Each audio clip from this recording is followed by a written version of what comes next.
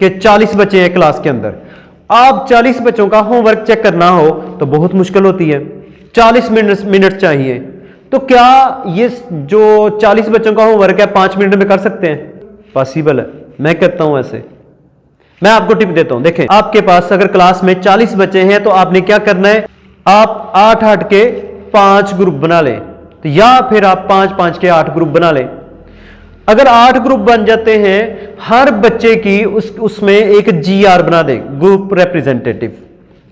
अब वो जीआर क्या करेगा, वो अपने ग्रुप का जिम्मेदार बना दें। अगर आप अपने ऊपर ये सारा बर्डन लेंगे तो फिर आपको थोड़ी मुश्किल पेश आ सकती है। आपने क्या करना है कि अपने आप को थोड़ा सा रिलैक्स रखें और ये जो बर्डन है ये बाकी बच्चों के ऊपर डाल दें। एक तो उनमें जिम्मेदारी पैदा हो जाएगी, एहसास पैदा हो जाएगा और फिर उनको डील करना भी आ जाएगा बच्चों को, और फिर वो देखेंगे कि